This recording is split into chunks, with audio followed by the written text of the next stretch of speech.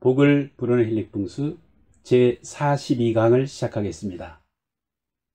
이번 시간은 삼태기 모양의 지형, 다시 말씀드려서 삼각형 모양의 귀퉁이에 지어진 주택의 기둥에 대해 살펴보는 시간입니다. 이러한 주택의 흉하고 길한 것은 풍수적인 보완 방법을 통해 얼마든지 좋은 기운이 들어오는 주택으로 만들 수 있다고 봅니다. 자, 삼태기, 삼각형 모양의 지형이란, 다시 말씀드려서 땅의 머리는 크고 꼬리는 작은 지형이라 할 수 있습니다.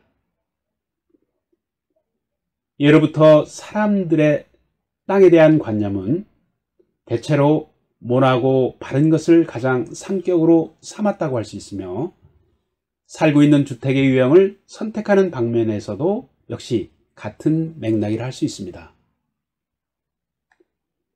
그러나 이상이나 이념이 견고한 것도 좋지만 실제로 생활 속에서 종종 어찌할 도리가 없는 현실적인 많은 문제들이 존재한다고 봅니다. 예를 들어 기령지, 즉 길 모퉁이나 귀퉁이 땅의 존재는 바로 우리 주변에서 쉽게 볼 수 있는 매우 일반적인 일이 아닐 수 없습니다. 전에 내려오는 풍수 구결에서도 이 삼태기 지형 안에 지어진 주택이라도 삼태기 꼬리 부분인 좁은 곳이 밖으로 돌출되지 않게 대문을 내어 고치면 이 삼태기 지형 안에 위치한 주택이라 할지라도 집안에 재물이 점점 왕성해진다고 했습니다. 그러나 삼태기 지형의 꼬리 부분인 가장 좁은 쪽을 그대로 방치할 경우 이곳에 사는 사람의 운세와 집안의 운수가 점점 쇠락해 간다고 했습니다. 그러나 이 또한 만약 사전에 풍수적인 보완의 이치를 알고 대처를 한다면 오히려 집안이 편안해지고 금전운, 즉 재물운이 좋아져서 나날이 발전한다고 보았습니다. 보완의 방법은 잠시 후에 다시 말씀드리도록 하겠습니다.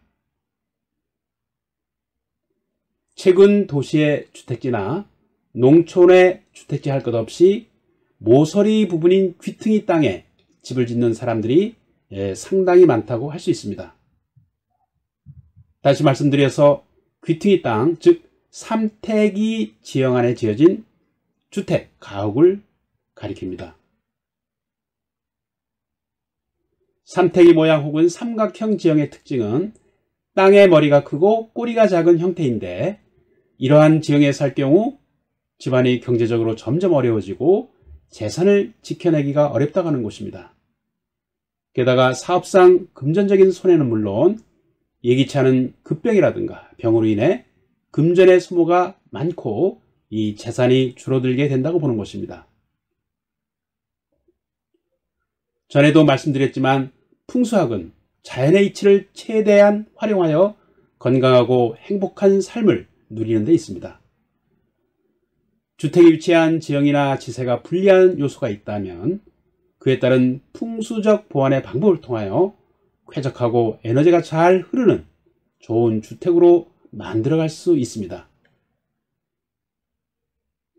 비가 올 것 같으면 미리 우산을 준비해 가거나, 또한 눈이 오거나 빙판이 되면 자동차를 집에 두고 가거나 아니면 체인을 준비해서 안전하게 운행을 대비하는 것처럼 이러한 일련의 조치들은 모두 우리 인간의 지혜와 사전 예지에 의해서 가능한 것이라고 봅니다. 풍수의 이치 또한 다를 바 없다고 봅니다. 만약 능히 삼태기 지형의 좁은 쪽으로 바깥 대문을 열 수 있게 고치면 새우를 담는 그물포대 형상, 즉 하라포대형이 되어서 오히려 대길하게 된다고 보는 것입니다.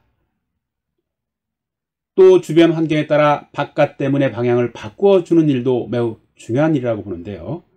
이러한 부분까지도 살피는 것이 진정한 풍수의 보완 방법이라고 생각합니다.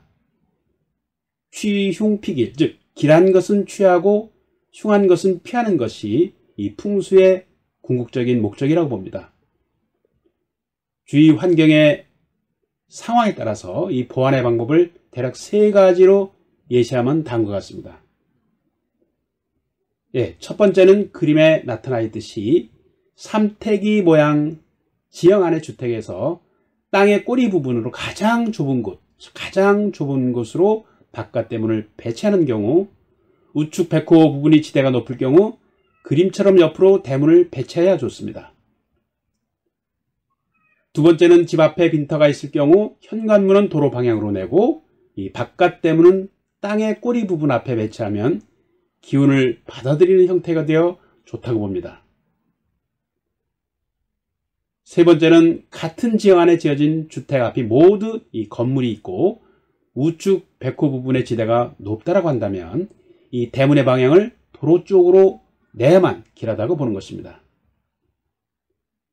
이것은 바로 음양건곤을 토대로 방향을 바로잡는 풍수에 숨겨진 비법으로서 가정을 편안하게 하는데 그 목적이 있다 할 것입니다. 기, 즉 에너지는 우리 우주 공간에 작용하는 전파 같은 생명력의 근원으로서 눈에 보이지 않는 근본, 미립자와 같은 존재를 할 수 있습니다. 삼라만상을 움직이는 근본 생명체라고 할 수 있는데요. 우리가 인식할 수 있는 것은 사물이고 보이지 않는 어떤 작용은 기라 할 수 있습니다.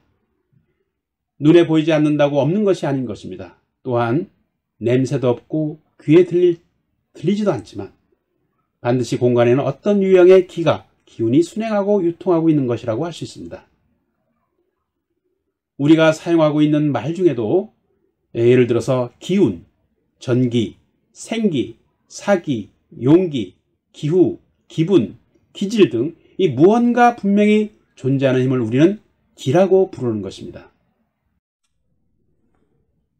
동양의 역학에서 말하는 기는 바로 이러한 궁극적으로 우주를 구성하는 기적 존재를 연구하는 직관의 학문이며 풍수학의 근본을 이루는 아주 중요한 요소로 할 수 있습니다.